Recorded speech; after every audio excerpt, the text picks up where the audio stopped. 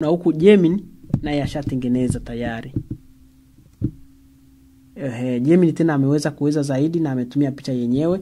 Bila shaka unaona kabisa jinsi ambavyo ametengenezea kitabu chenyewe.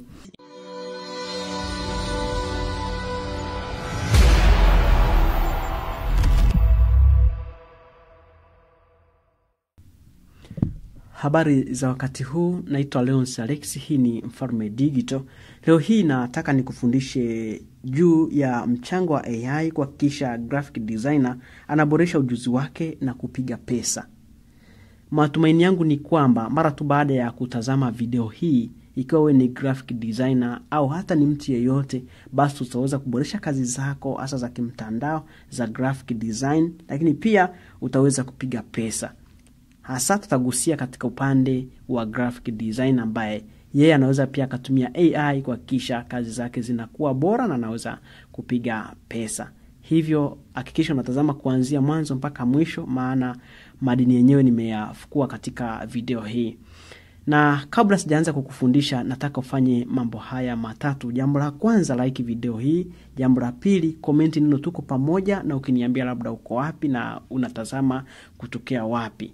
Lakini pia kitu kingine, kama hujasubscribe katika channel hii, basi hakikisha una subscribe, kwa sababu lengo letu Mfalme Digital ni kuhakikisha tunakupatia maarifa sahihi kuhusiana na swala zima la digital. Basi tuanze.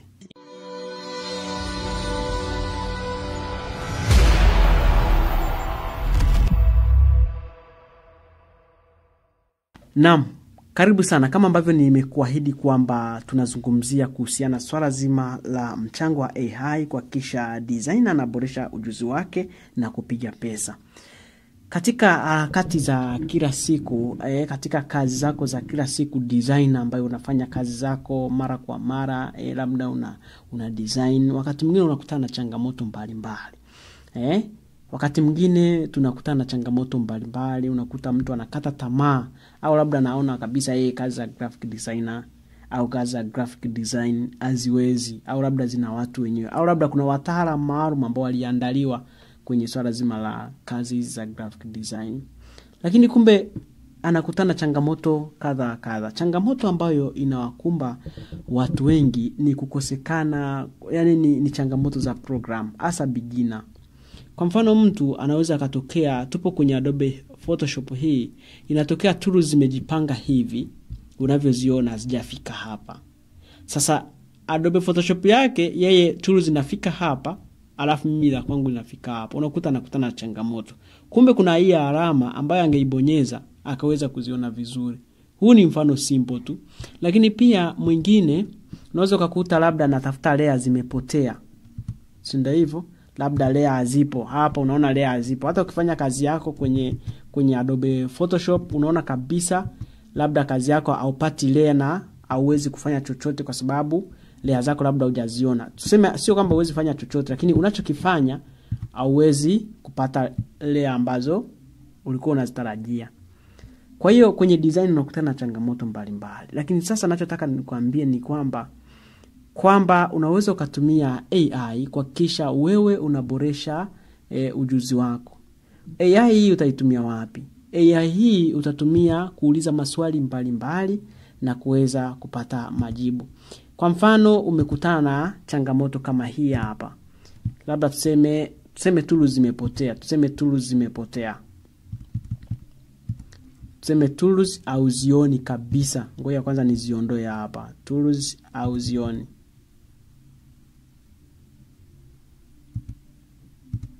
Tools hapa au zioni, lakini pia unaona kabisa umefanya kazi yako, lakini tools unapata changamoto kufanyaje kuziona. Sasa unasema nafanyaje kama sioni tools zangu, nafanyaje? Ukweli ni kwamba kuna AI ambayo inaweza ikakupa maelezo ambayo hata hautakiwi kumpigia mtu simu au hata kumuuliza au hata kumtumia message. Wewe kazi yako ni kwenda kutumia AI kuweza kuiuliza maswali madogo. AI ambazo nazipendekeza zipo AI mbili, ambapo AI ya kwanza ni ChatGPT, lakini pia AI ya pili ni Gemini. Mfano mimi hapa nitaingia Chrome. Sasa kumbuka kwamba hapa nikiingia Chrome na wewe unaweza ukafanyaje ukaingia nikiingia Chrome hapa naweza ukaingia Google au Chrome kwenye simu yako kama unatumia simu au kama unatumia kompyuta kama hivi. Namba moja AI ambayo naiamini ipo ChatGPT.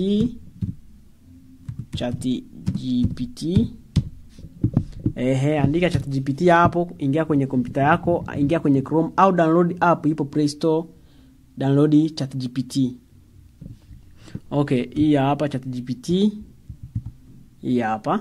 Naiuliza. Nitaiambia kwamba natumia Adobe Photoshop lakini tools zangu zimepotea na sizioni. Ninatumia Adobe Photoshop ya mwaka 2020 lakini tools zangu sizioni, zimepotea kwenye Adobe Photoshop. Wewe utatumia simu yako au utatumia kompyuta yako kama hivi, utakuwa umewasha data vizuri. Kama utatumia simu, kuna app ipo Play Store ChatGPT, utadownload. Kama unatumia kompyuta unaweza ukaingia kwenye hiyo website ya ChatGPT. Baadaye nitauliza hapa, nitasend hapa. Ninatumia Adobe Photoshop ya mwaka 2022 lakini tools zangu sizioni, zimepotea kwenye Adobe Photoshop.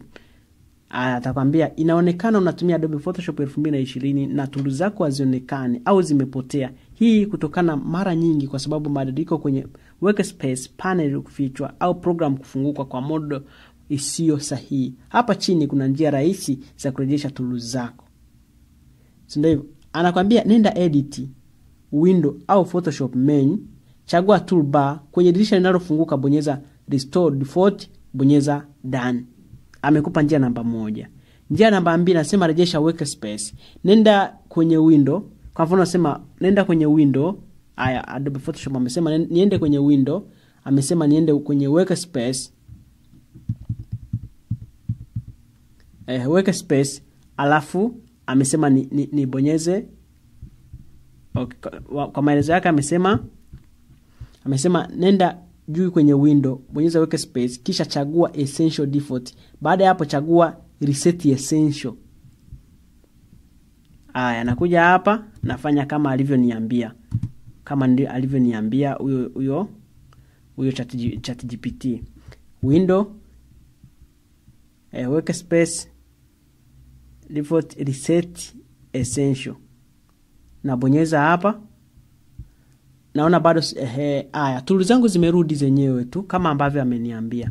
Kwa hiyo wewe designer ambaye labda unaanza au hata una uzoefu, ChatGPT yako inaweza kukusaidia kutatua matatizo madogo.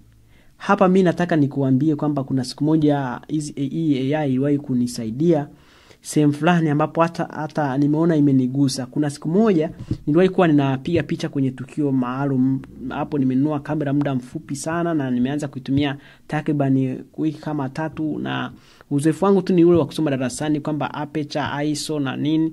Nikawa sina uzoefu wa kwamba vipi sasa.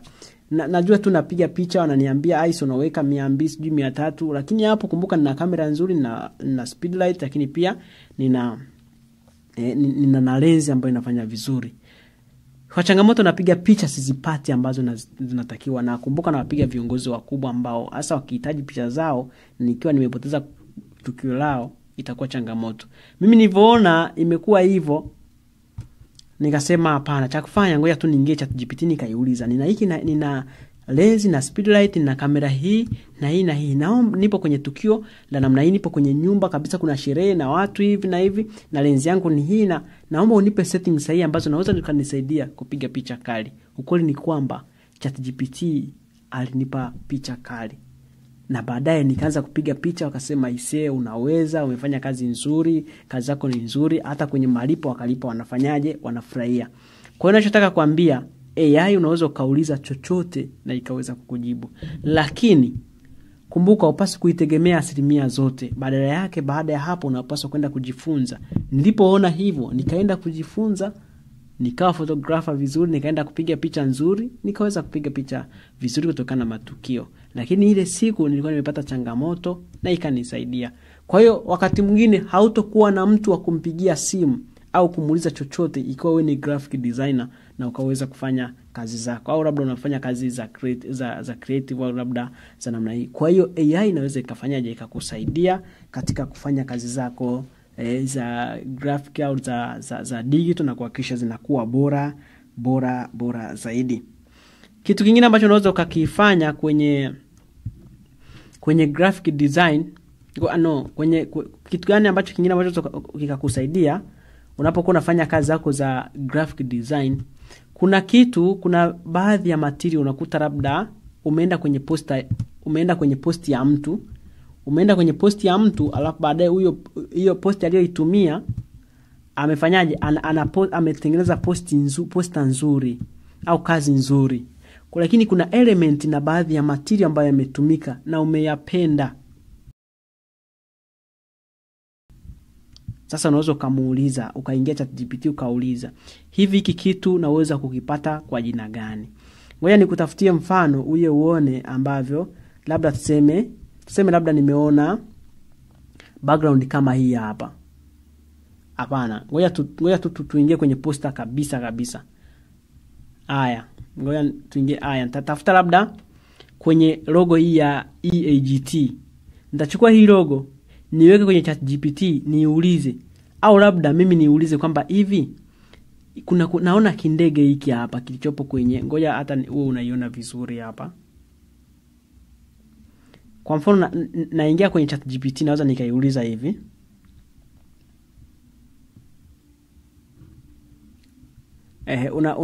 unaiona hiyo logo? Kwenye logo hii hapa kuna ndege hapa, kuna njiwa hapa. Sasa naweza nikaingia ChatGPT nikamuuliza, au nikaingiza picha kabisa. Nikafika hapa ChatGPT nikamuuliza hivi, kwenye logo ya EAGT, kwenye logo ya EAGT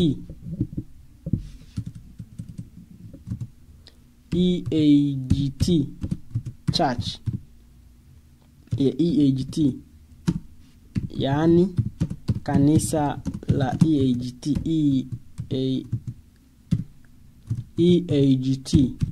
Ninaona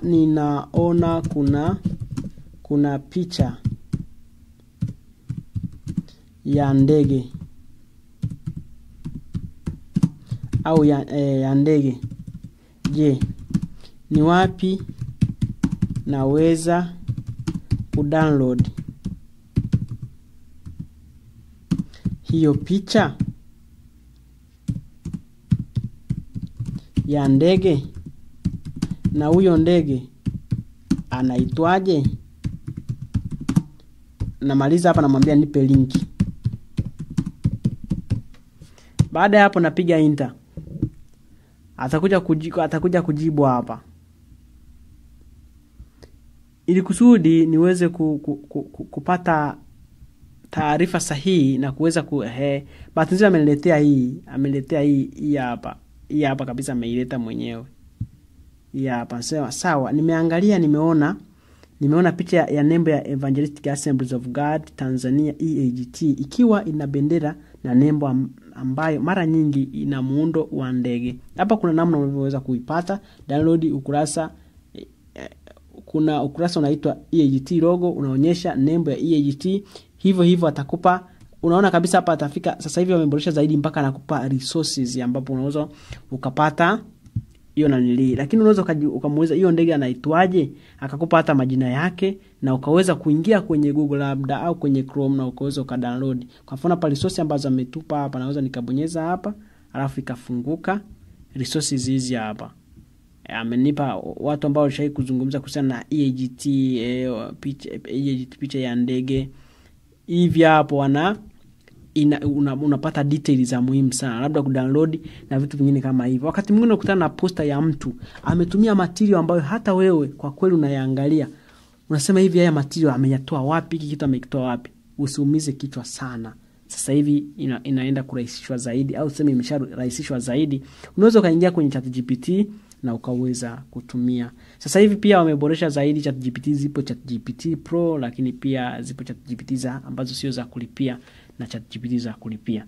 Kitu ambacho nataka nikwambie uzingatie sana tunapotumia hizi AI lazima tuwe tunapitia kazi zetu kwamba hizi, kuna watu unakuta kabisa amedesign hata poster kwa kutumia AI, labda nitengenezee poster, nitengenezee poster kuhusu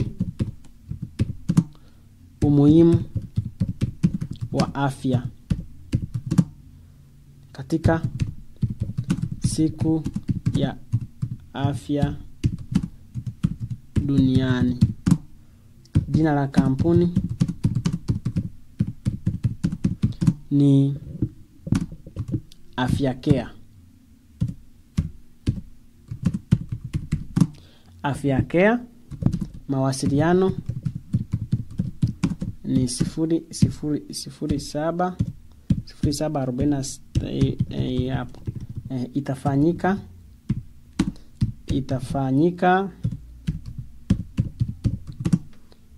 Chanika, Dar es Salaam.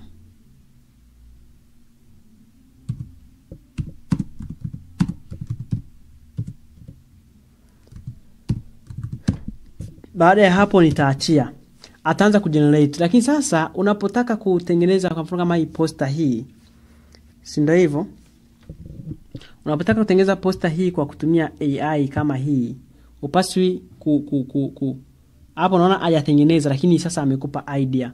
Unaona anataka login kusudi labda upate hiyo amekupa details za kutumia kwenye hiyo AI ambayo umeamua kuitumia. Kitu ambacho nataka nikwambie kwamba kupitia ChatGPT unaweza kauliza maswali yoyote ambayo hata wakati mwingine hautapata nafasi ya kumpigia mtu simu na kuweza kumuuliza, basi AI itaweza kukusaidia basi kufanyaje, kumuuliza. Kwa hiyo usione shaka labda kuona kwamba umepata changamoto, lakini kupitia AI unaweza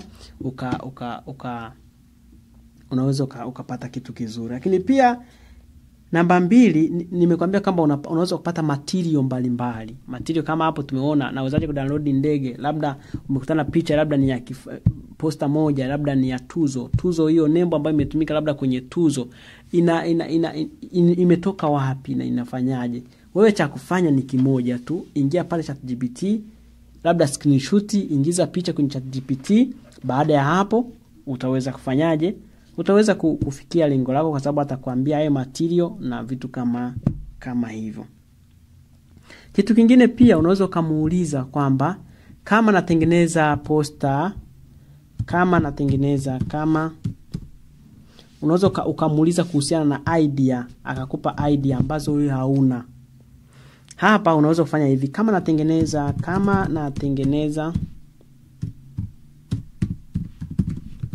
natengeneza tuzo, natengeneza poster ya tuzo kwa wanafunzi washindi wa vyuo vikuu. Ni vitu gani visikosekane kwenye, labda visikosekane kwenye poster yangu, na ili iwe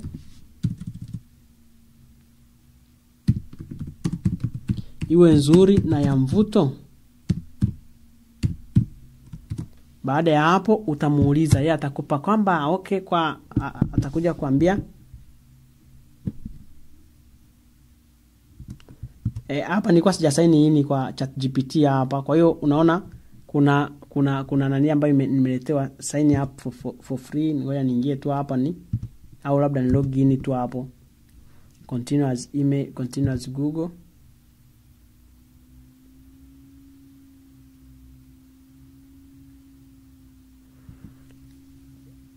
Hii ni website, lazima ulogin. Kwa hiyo naisubiria kidogo alafu then niendelee. Okay, naweza nikaiuliza sasa, nipo free, naweza nikaiuliza hapa kwamba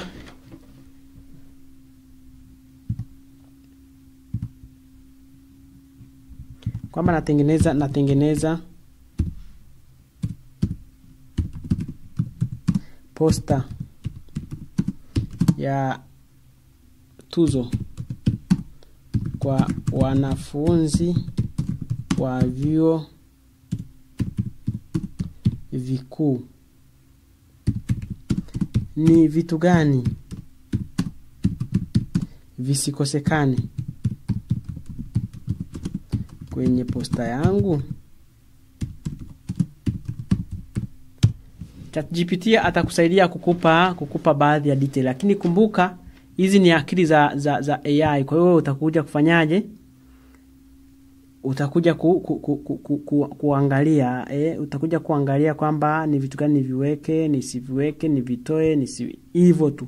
Utakuja kufanyaje? Utakuja kuhakikisha unazingatia. Kwa mfano hapa nakwambia kitu cha kwanza, jina la tuzo, kauli mbiu, tarehe ya tukio, muda, mahali, vigezo vya kushiriki, category za tuzo, award categories, picha, visual ya kuvutia, tuzo, wanafunzi, graduation cup, gold element.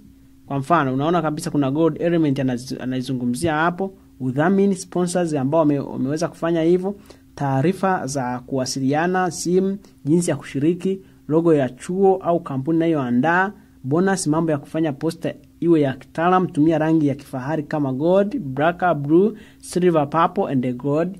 Tumia font safi na zenye uzito, mfano kama body, self, cream, sans. Usijaze maneno mengi sana, acha posta ipumue, eleza mambo ya mtu kwenye sehemu muhimu.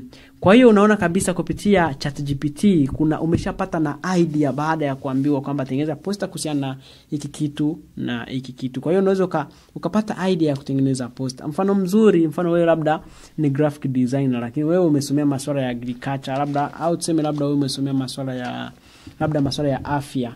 Lakini baada ya kusomea masuala ya afya labda ukapata connection ya kufanya kazi ya graphic design, au labda unakuwa unafanya kwenye shughuli zako za kila siku. Sasa umeajiriwa kwenye kampuni, labda tuseme kampuni ya ulinzi. Wewe mwenyewe kampuni ya ulinzi uijui. Unaijua kwa jina na unajua kabisa inafanya ulinzi, lakini ukitaka kuchimbua ndani zaidi hauna taarifa nyingi kuhusiana na swala zima la ulinzi. Sasa unaweza ukatengeneza posta au ukaiuliza au na vitu vingine kama hivyo. Labda kwa mfano kama ni mwaka mpya, ukajua kabisa kwenye posta za mwaka mpya huwa zinakuaje. Kitu kingine unaweza kumuuliza kwamba nipe linki za watu ambao wamefanya vizuri zaidi, labda graphic designer bora ambao wameshawahi fanya kitu kama hiki, akakupatia na ukaweza kukitumia kwenye shughuli zako. Kwa hiyo itakusaidia kuboresha kazi zako, kama ambavyo nimekuambia. Lengo la video hii ni kuhakikisha unaboresha kazi zako za graphic design, lakini baadaye utaweza kuingiza kipato kwa urahisi sana. Lakini pia katika AI unaweza kauliza vitu vingine na unaweza ukapata linki kirahisi. Au labda tuchukulie wewe unatafuta fonti nzuri ambazo zinaweza zikakusaidia kwenye graphic design, na wewe umekuwa ukihangaika kutumia fonti sahihi. Basi unaweza kaingia hapa ukaandika labda kwa mfano, au jinsi ya kutumia fonti kwenye graphic design. Wewe zimekuwa zikikuchanganya. Lakini sasa YouTube kule kuna video nyingi zinakuchanganya. Fanya hivi, ingia ChatGPT, andika nipe link za linki sahihi za kujifunzia matumizi ya fonti katika graphic design.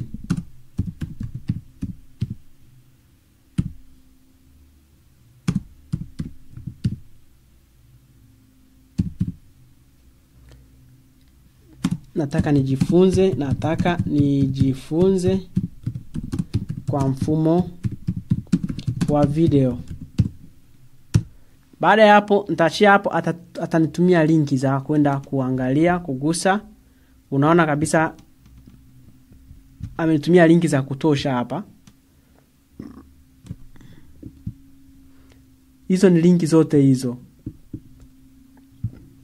Unaona hizo hapo linki, unaona ukibonyeza hapo inakupeleka YouTube moja kwa moja.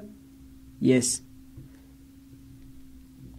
Utakuwa unasoma maelezo ambayo yamekupa. Nikibonyeza hapa nitaingia YouTube. watch on YouTube. Nitakuja kufanya kuingia hivi, nitaenda kujifunza kwenye YouTube, kwenye hiyo YouTube kuhusiana na masuala ya typography, kuhusiana na swala zima la graphic design. Kwa hiyo imekurahisishia, na uenda wakati mwingine usingeweza kuiona katika swala zima la usingeweza kuiona katika swala zima la kufanya kazi zako za graphic design, au uenda hata kama ungeiona basi ingekuwa ngumu sana kuweza kufanyaje. Kwa hiyo hapo utafika hapo, utakuja kutazama, utakuja kujifunza zaidi, na utaweza kupata taarifa mbalimbali. Kwa hiyo nafikiri umeona kuhusiana na swala hilo. Kwa hiyo atakupatia linki sahihi na kubainishia kwa urahisi sana wewe uweze kujifunza zaidi. ChatGPT hii pia inatunza taarifa zako ambazo umeiuliza. Hivyo hii unaweza ukaja hata kesho ukaiuliza kwamba hivi kitu ambacho nimekuuliza jana nilikuuliza hivi na hivi. Kwa hiyo linki zipo hapa. Unaona zipo nyingi hapa, nikibonyeza hata hapa unaweza ukaona kabisa tunaingia kwenye video nyingine ambayo unaweza ukatazama kuhusiana na matumizi ya font. Unaona kabisa hapa huyu ameshafundisha kuhusiana na matumizi ya font kwenye graphic design. Ni rahisi sana. Kwa hiyo wewe unaweza ukaona ambavyo unaweza kuboresha ujuzi wako, lakini pia ukaweza kuingiza kipato katika graphic design kwa urahisi sana. Kwa hiyo sasa sina shaka kwamba kwenye kutumia hii ChatGPT ili uweze kuongeza uwezo wako, jinsi ambavyo inaweza kukusaidia. Kwa hiyo wewe tu ushindwe kuitumia mwenyewe, lakini kama utaweza kuitumia basi utaweza kuitumia. Lakini pia kitu kingine ambacho unaweza kukifanya kwenye AI kama hii ni kwamba unaweza unaweza kuandaa caption za kupostia. Kuna ujuzi mmoja unaitwa copyright skill. Sijajua kama utakuwa unaofahamu. Okay. Copyright skill, kuuza kwa kutumia maandishi. Hapa sasa naweza nikaingia kwenye ChatGPT, mimi nikatafuta posta yangu. Kwa mfano wewe labda umeajiriwa kwenye kampuni, wewe ni social media manager, wewe unayeposti kwenye account ya social media management, wewe ndo una manage. Na uzuri ni kwamba graphic designer wanaaminika kirahisi sana kuweza kuwa social media manager. Sasa kwa mfano wewe umepewa account ya mtu au labda account ya kampuni, unataka kuposti, na wewe imetokea hiyo siku upo busy. Upo busy. Sisemi kwamba uwe busy kwenye kazi ya mtu, kwa sababu anakuwa amekuamini, anaamini wewe una muda na unaweza ukapost kwa wakati. Kwa hiyo ninachotaka kuambia ni kwamba unaweza kaingia hapa ukafanyaje, ukaweka post yako, ukasema naomba unitengenezee caption kutokana na kile ambacho unakiona, kutokana na posta hii. Labda tuchukulie nitatafuta posti labda nitachukua hii posta nitaweka hapa hivi. Baada ya hapo nitaandika hivi: kwa kutumia posta hii tafadhali naomba unitengeneze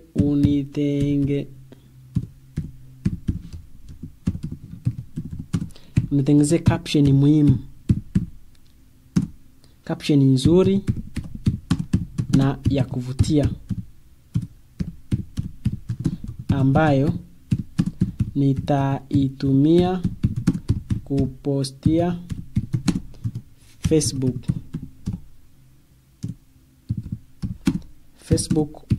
Instagram,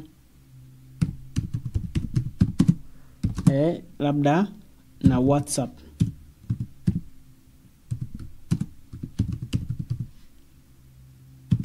Labda na WhatsApp group. Huyu ChatGPT atakutengenezea caption. Baada ya hapo utabonyeza hapo kwenda kusearch, atakutumia caption ambayo unaweza ukaitumia hapa. Caption hii hapo utakopi. Kazi yako wewe tu ni kwamba utakopi na kupaste. Ila sasa itakubidi upitie kwamba anasema caption muhimu. Anasema kabisa hapa ameandika hivi: Mungu hataki uende kupambana peke yako. Jifunze namna ya kutambua mashambulizi ya kiroho na jinsi ya kusimama imara katika ushindi wa Bwana. Ni wakati wa kuimarishwa, kuinuliwa na kutengeneza upya rohoni. Hivyo unaona caption. Sasa hii caption wewe utaipitia, angalizo na kusisitiza usikopi na kupesti caption ya ChatGPT bila kuipitia. Baada ya hapo utaweza kupeleka kwenye mitandao yako ya kijamii, na ukweli ni kwamba chochote ambacho nakiposti, wataalamu wa maandishi wa kuuza kwa maandishi ambao ni copyright skills, wataalamu wa mambo ya copyright skills wanasema hivi: usiposti kitu bila kuandika caption. Baada ya mtu kuvutiwa picha, basi anataka asome chini kuna nini. Kwa hiyo sasa ukiposti kitu kawaida bila caption, inaweza kukuonyesha kwamba wewe kuna vitu ambavyo vinakuchanganya. Yaani nikikupitisha kidogo ni kwamba ushai kuona mtu anauza nguo status, anaweka wewe hujawahi kujua ni wa wapi, anafanya kazi wapi, unapataje, bei ni kiasi gani. Anakuta ameposti nguo, status zake yote imefanyaje, imejaa. Kwa hiyo wakati mwingine unaweza kukuta ameandika order now, ameweka namba ya simu. Sasa pale kwenye caption ni muhimu sana. Upo busy na unatamani kazi iende kwa haraka, ChatGPT anaweza kukusaidia kuandika caption at least yenye kiwango tuseme cha nusu ya ubora ambao unakuwa unauhitaji. Kama utapenda kujifunza zaidi kuhusiana na masuala ya copyright skill, wapo wataalamu, tafuta huo ujuzi na utaweza kujifunza na utaweza kupiga pesa kupitia maandishi. Kwa hiyo nafikiri umepata idea jinsi ambavyo unaweza kutengeneza caption. Kwa hiyo sasa hapa caption itakusaidia kuboresha kazi zako, lakini pia itakusaidia kupiga pesa kirahisi. Kitu kingine ambacho naweza nikakitengeneza ni kwamba AI inatusaidia kutengeneza mockup. Zamani hata tuseme sasa hivi tulikuwa tuna download mockup, tunaingia kwa mfano kama Freepik, tuna download mockup, labda tunaingia Freepik. Ngoja tu hapa niingie freepik.com, tena hii hapa freepik.com. Ukifika hapo kaandika mockup, labda poster mockup, poster, labda charge poster mockup.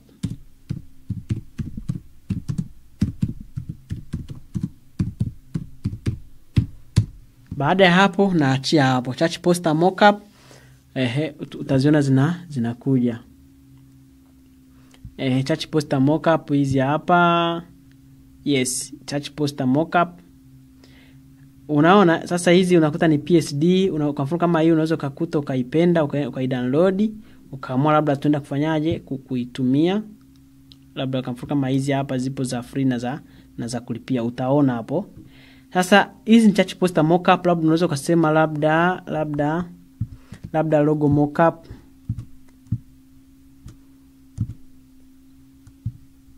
Labda logo mockup. Utapata logo mockup hapa.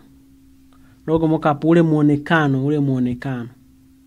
Ni kweli sasa unaweza kutumia huku, lakini sasa hivi imeboreshwa zaidi, unaweza pia kutumia AI kuweza kutengeneza mockup. Kwa mfano mzuri, unaweza kutengeneza mockup ya kitabu kupitia AI. Kwa mfano ngoja tujaribishe kwenye ChatGPT, pia tutakuja kutumia AI nyingine. Nitaandika hivi: kwa kutumia posta hiyo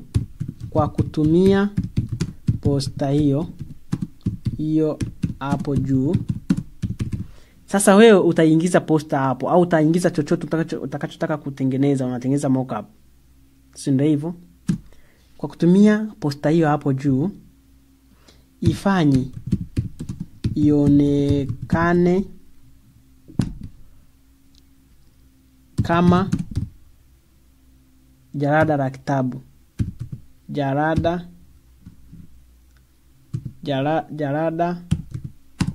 la kitabu, au labda tuseme book cover, au book cover ndio inaingia vizuri. Okay, unaweza ukaandika hapo hivi, labda ukaja hapa, unaweza ukaja hapo kaandika hivi, tengeneza mockup. Ni vizuri pia ukaanza kwamba tengeneza mockup. Nitengenezee mockup, nitengeneze mockup ya muonekano wa kitabu kwa kutumia posta hiyo. Baada ya hapo utasema kitabu tabu. Baada ya hapo utabonyeza hapa, atakutengenezea mockup. Lakini kumbuka mockup za ChatGPT na zile mockup za kudownload, zile mockup za kudownload ni nzuri zaidi. Basi hapa ataanza kutengeneza mockup, ataanza kugenerate picture. Lakini pia utaweza kucopy hiyo sentence kama utaweza kucopy sentence hapa, copy. Alafu pia ukaingia kwenye website nyingine. Kwa hiyo wakati inaendelea kutengeneza, unaweza kutengeneza pia kwenye website nyingine, ipo inaendelea kutengeneza hapa. Nafikiri nakaribia kumaliza. Hapo nakuja hapa, kuna website nyingine inaitwa Gemini ambayo pia ni AI. Nabonyeza hapa Gemini na naingia Google Gemini hapo. Baada ya hapo nabonyeza na paste haya maandishi yangu ambayo pia kumbuka hapa natengeneza kwa AI mbili kusudi niweze kupata kitu kizuri zaidi. Sijui kama umenielewa. Hapa nitatafuta picha yangu, upload file hapa, nitakuja kuingiza posta yangu, labda tuseme labda posta yangu hii hapa. Baada ya hapo nabonyeza hapa. Baada ya kubonyeza hapo, baadaye napiga na send au na submit. Nikisha submit huku, basi itaanza kutengeneza huku. Hapa pia nitaweza kufanyaje? Nitaweza kuangalia hapa hivi. Unaona imenitengenezea. Yes. Okay, imenitengenezea kitu kama hiki hapa. Kitu kama muonekano wa kitabu. Kitu kama muonekano wa kitabu. Nafikiri unaona. Nimeandika jina la mchungaji hapa kawaida, alafu then nakuja hapa na huku Gemini na yashatengeneza tayari. Gemini tena ameweza kuweza zaidi na ametumia picha yenyewe. Bila shaka unaona kabisa jinsi ambavyo amenitengenezea kitabu chenyewe. Kwa hiyo sasa unaweza kutumia hiki kitabu. Kwa mfano ukimwambia mtu nakutengenezea mockup ya kitabu kwa shilingi 15,000, kwa shilingi 20,000, kwa shilingi 100,000, itategemea wewe utakavyotaka. Alafu then utadownload hapo, unaweza kumtumia mtu sehemu na anaweza kuona kabisa kwamba kitu kimekaa vizuri. Ni kwamba inawezekana kutumia AI kuweza kuingiza pesa. ChatGPT ametengeneza hivi, lakini huyu Gemini ametengeneza hivi. Utaamua sasa wewe uamue kutumia website gani ambayo unaweza kaamua kutengenezea. Na huku tayari naweza kudownload, alafu then nitakuta kwenye simu yangu, kwenye kompyuta yangu, au kama unatumia kompyuta utakuta kwenye kompyuta yako, kama unatumia simu basi utakuta kwenye simu yako, na utaweza kujua zaidi kutumia AI kuweza kuingiza kipato na kuboresha kazi zako za graphic design. Lakini pia kuna kwenye AI huku unaweza ukaomba pia ushauri kwenye AI huko. Kwenye AI wewe kama graphic designer unaweza pia ukaomba ushauri. Mfano mzuri tutasema hivi.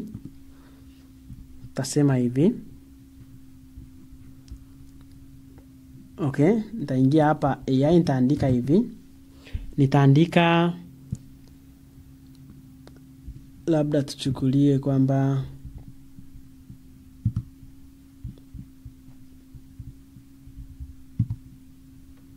yes, labda nitafika hapa kwenye AI huku unaweza kaomba ushauri. Unasema mimi ni graphic designer.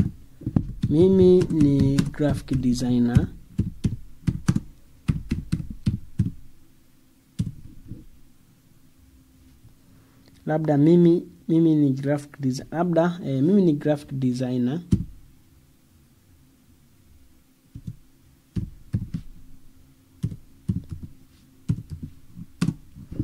Ndo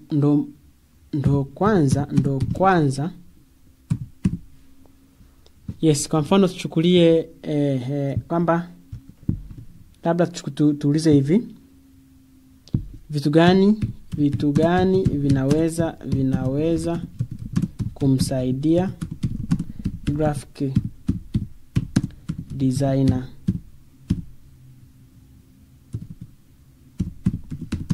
kuwa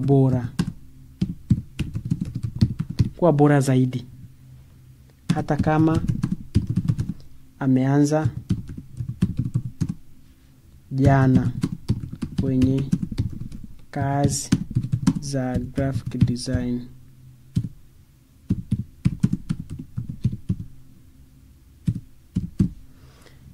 Baada hapo napiga enter. Vitu gani vinaweza kumsaidia? Amenishushia hapa ChatGPT, ameletea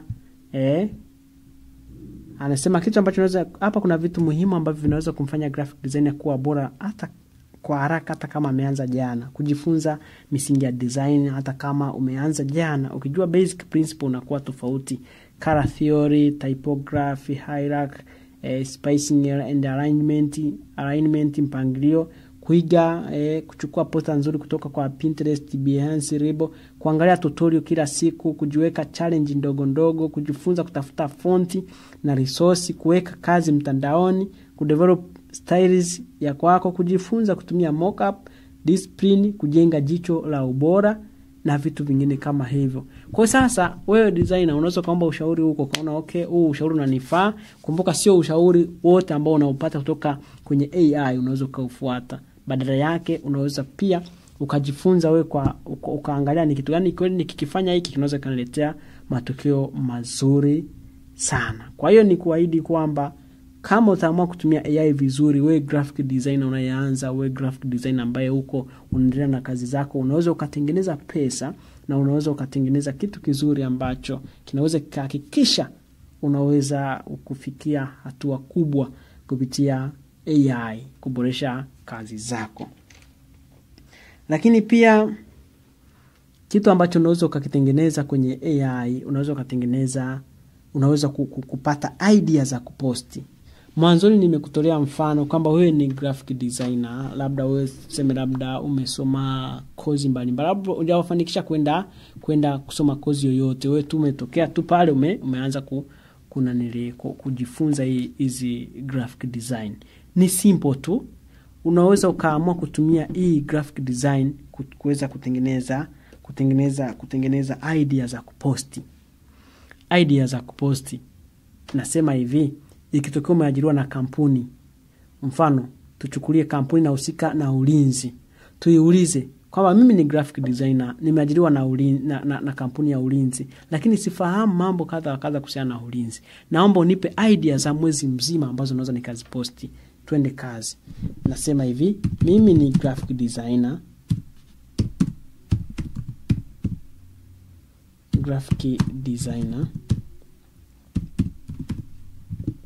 Nimeajiriwa na kampuni ya ulinzi. Lakini sijui mambo mengi kuhusiana labda tuseme kuhusiana na masuala ya ulinzi. Tafadhali naomba unipe idea muhimu za kutumia kutengeneza content za kuposti kwenye mitandao ya kijamii ya kampuni hiyo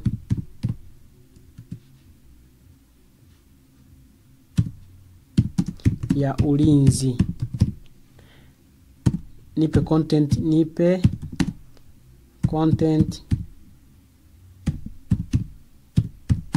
za mwezi mzima. Baada ya hapo napiga enter, anaweza kunipa content za mwezi mzima. Anasema hapa kuna mpangilio wa content mwezi mzima, siku 30 kwa kampuni ya ulinzi, yani security company. Content hizi zinafaa kwa Facebook, Instagram, LinkedIn, TikTok na WhatsApp. Nimeziweka kwenye makundi ya elimu, uaminifu, huduma, motisha, behind the scene na promotion ili kuhakikisha kazi yako ya graphic design inakuwa bora.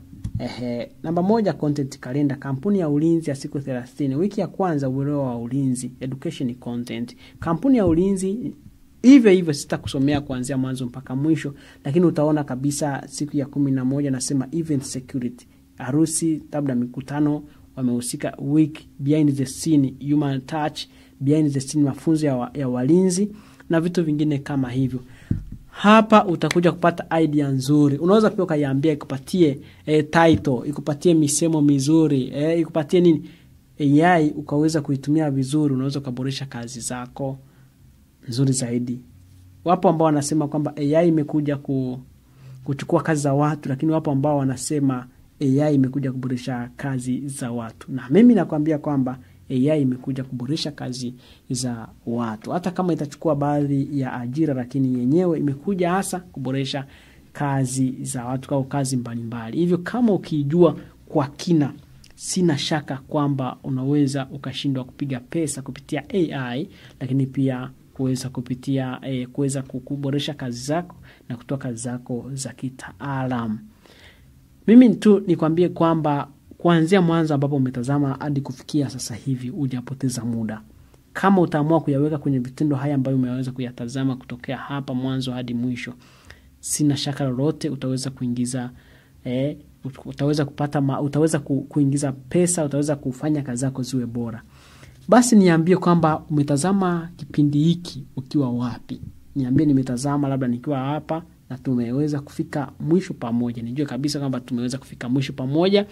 Lakini pia kama utakuwa una swali lolote unaweza kauliza, na uzuri zaidi tunahakikisha tunakupatia maarifa yote kuhusiana na swala zima la digital education. Unaipata hapa Mfalme Digital.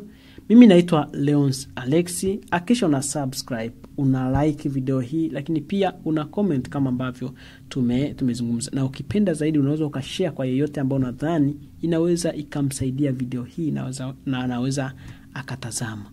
Kufikia hapa mimi sina la ziada.